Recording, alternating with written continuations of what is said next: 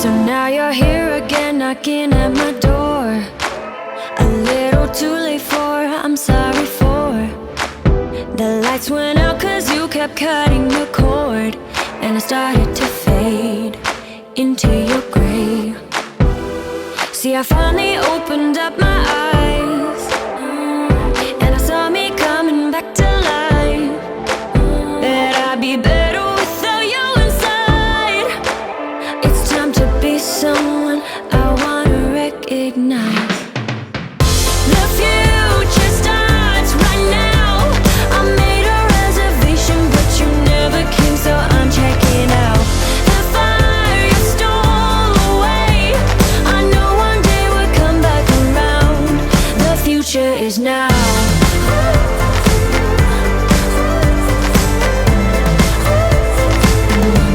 The future is now.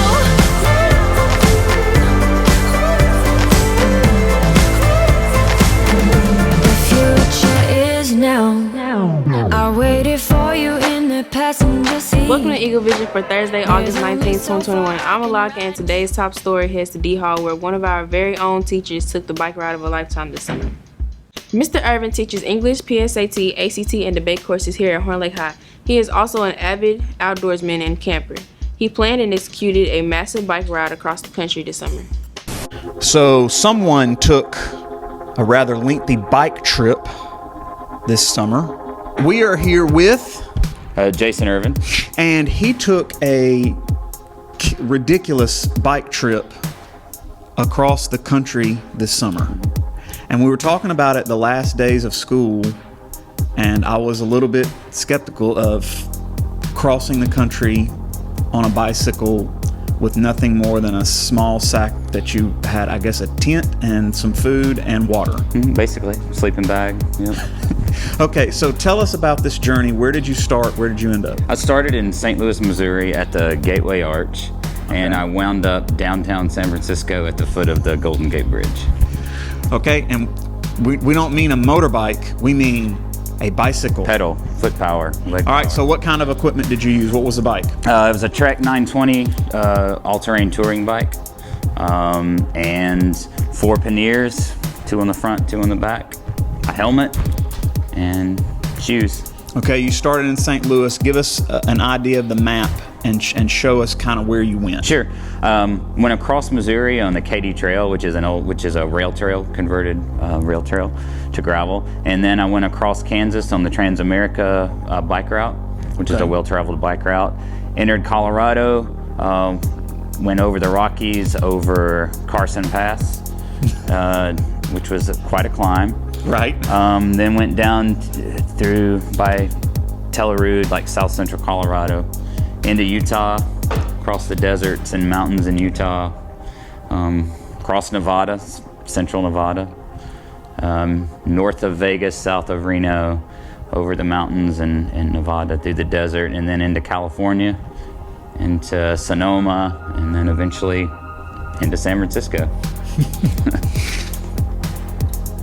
What you think? What you think, Bree? You think you can cross the entire country on a bike? All right. What are some of the challenges of doing this? Now, it sounds like you were on some bike trails, which are these the converted rail where they take old railroads? Some, yep. That's going to be a nicer thing to be on because you're not going to have to worry about traffic and stuff. But what are some of the challenges of doing this type of obviously in the desert you need to make sure you have enough water, and water is heavy, and you're climbing up mountains in the desert. Not all of the desert is flat, so the more water you have, the heavier your bike is, and the more water you need. So you have to find that sweet spot with the water. Right, and we had talked about that. There were a couple of days you went, how many miles that you had to stretch before you would see something else? There were some stretches of 83 to 85 miles. Yep. Between towns, yeah. Wow. So what was the heaviest load of water you had to take at any one point? Probably about 8 liters at one point I had on. Okay, and give the 9th graders who don't know what 8 liters is an idea of how much 8 liters of water actually is. You're asking an English teacher to do math. So if you had 4 2-liter sodas, imagine carrying those around. Which is heavy. Which is heavy, yeah. And would you stack them? Like, did you have a rack on the back of the bike? Yeah, how did it work? I did. I had water bottles on the frame, And then I had like a military type pack on the back of the bike too. I didn't carry it on my back, but it was on the bike. Okay. So your tent and your actual sleeping gear must have been very minimal. Yeah, they're pretty light. They're backpacking equipment, so it's pretty light. So you had all that stacked up on the bike itself. Yep. How much weight did you end up losing on the trip? About 25 pounds, actually. And did you, obviously you had to have built muscle. I'm assuming you felt that. I mean, maybe, I don't know. It's not a race. I mean, you know, so it's not like I was full speed ahead the whole time, you know, so. On an average day, how many miles did you go? Average was probably around 65, average. Around 65 miles. Yeah. You would get up in the mornings, you would start about what time? 6-ish, between 6 and 7. It wasn't on any schedule, but when the sun, I'm in a tent, so when the sun comes up, it wakes me up. So. Right, and then you would tear down your camp, which probably didn't take long. Very long. Yeah. Did you end up eating, like, were you very careful about diet? Nope. Or did you enjoy actually eating and finding places that you wanted? I ate junk. I ate a lot of gas station food. I ate a lot of fast food. You could take in the calories. Absolutely. And in fact, it's really hard, if not impossible, to eat as many calories as you're burning. You just can't. So when you planned this route out, were there certain things that you wanted to see that you knew that you wanted to stop and see along the way? I'd never seen the actual Rocky Mountains in Colorado, so I was really looking forward to that. And I had never been to that part of California. I was looking to see in the Golden Gate Bridge and the Sonoma Valley and all that. So. Right. Well, that's quite a trip, and we got some videos and some pictures here that we're showing you guys. Logistically, many of you are probably wondering, when you got there, what did you do to get back? So you told me that you actually packed this stuff up and shipped it back home. Yep. I took my bike to a bike shop. They broke it down and packed it up for me. I paid them. They put it on a plane, basically, and shipped it back to my house. So. All right, and so you called your wife, and then she just actually came in? Yeah, my wife actually met me in San Francisco, and we spent a few days in California, and then flew back ourselves. Was she relieved that you were okay? Yeah, you know, a lot of people, long distance touring is fairly common. I mean, it's a hobby a lot of people have, but a lot of people have concerns about their friends and family who are going on long distance trips by themselves. For good reason. Yeah, they don't realize that a lot of these routes are heavily trafficked by cyclists. They're safe. It's not like you're not seeing anybody. Like you're along with quite a few other people. Right.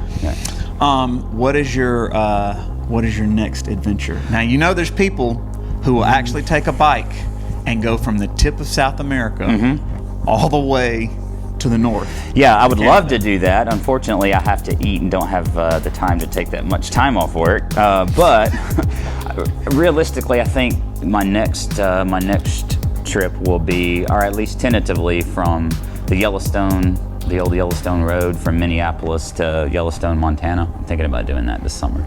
How long will that one take? That's shorter. I think that's around 1,300 miles. It's a little shorter than this one. So you think you could pull that one off in 3 weeks? Approximately 21 days, yeah. All right. Well, we look forward to hearing about your next adventure. Thanks. So if you have any more questions for him, I'm sure he would love to answer them. Absolutely. You're down in what room?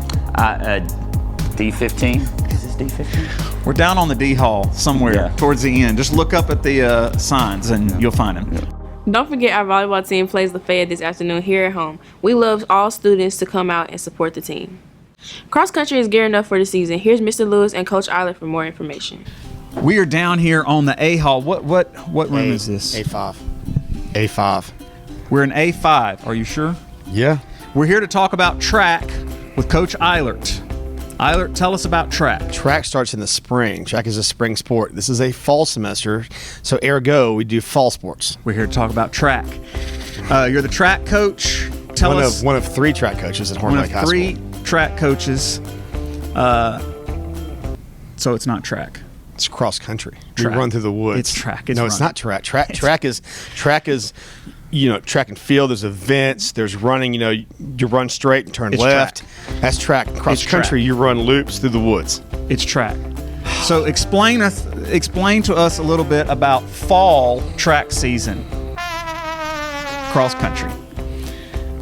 track in the woods. Explain to us a little bit about the sport. You can throw a little bit of its history in there if you want to. Go for it. It's cross country. It's running through the woods. It's. I've shown you the video where everybody kind of lines up on the line, and then they kind of, You've shown me the video. You haven't shown them the It's a video. video where like you start on the starting line, and then everybody kind of maneuvers to almost a single file, or running in a pack or things like that. So it's basically you run through the trails and in the woods and the fields and all that. I wonder who came up with cross country as a sport. I have no idea, but I ran it in high school and college. That's all I know. So you did run some cross country In high school and college, I was a Division I athlete. Yes. Oh, what was your best time? In high school, it was 15:50 for 3 miles. Now we run a 5K now. And in college, I was at an NCAA qualifying meet at Bloomington, Indiana, and I think I ran 5 miles in just under 28 minutes. So you ran against some big guns. It was a Division I qualifying meet, so it was like the top so and so moved on to the next round. It was like the college playoffs. So it was track. Sure. Okay, so our fall track season, cross country, officially has begun. Today, you need to come see me today for a packet. Yes. So you're still taking people? No, because nobody's come and see me yet. Okay. You need to come And down it's a public program, so I can't make cuts. Okay, so. it's you need to come down to A5 today to get a packet for cross country, because otherwise he's going to start signing up his first block. And you see how excited they are about running fall track. Really? Football. He's in football, so you're a prime candidate. You can run two sports at once. He's gonna throw the shot for me. He just doesn't know it yet. That's track. In the spring it is, yeah. Spring. We have spring track. We have fall track. He's a coach for both spring and fall. We're currently in fall track season, and he needs you to come pick up a packet today in A5. Where are you at?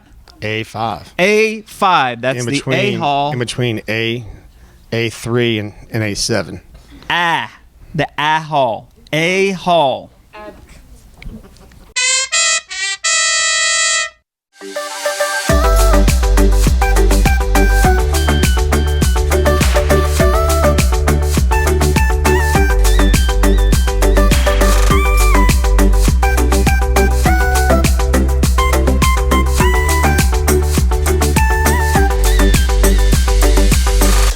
It's now time for today's announcements. Pay attention, we're moving fast. Teachers, if you need to place an announcement on EVTV, be sure to fill out an announcement form in the front office and place it in the EVTV box. Please give us an announcement a few days before it needs to air on the show. Students, please remember that your laptop fee is due. It's $25 for the whole year. It can be paid in the cafeteria at lunch or in the morning on your way to class. If you drive to school, don't forget to purchase a parking pass in the front office. The cost is $5. They will tow your car if you do not have the parking pass.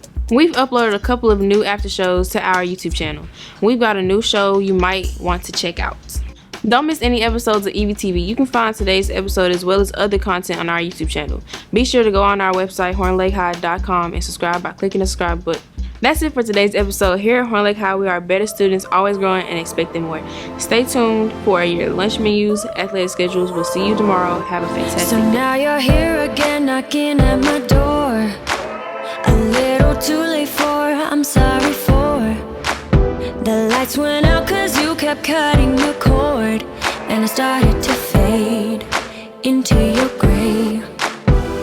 See, I finally opened up my eyes, and I saw me coming back to life. That I'd be better without you inside. It's time to be someone I wanna recognize. The future starts right now. I made a reservation, but you never came, so I'm checking out. The fire you stole away, I know one day we'll come back around. The future is now.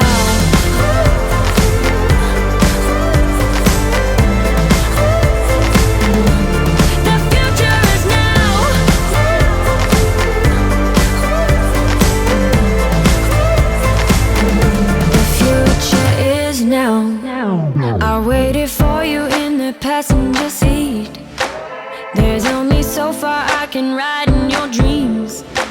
while you were chasing everything else but me. I'm starting to break out from your gray.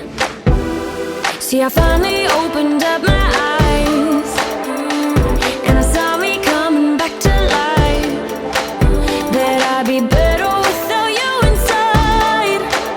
It's time to be someone I wanna recognize. The future starts right now. I made a reservation, but you never came, so I'm checking out. The fire you stole away, I knew one day would come back around. The future is now.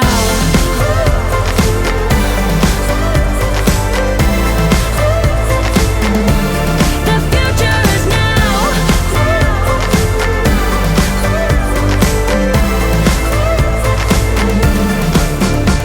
I'm not backing down, 'cause the future is now.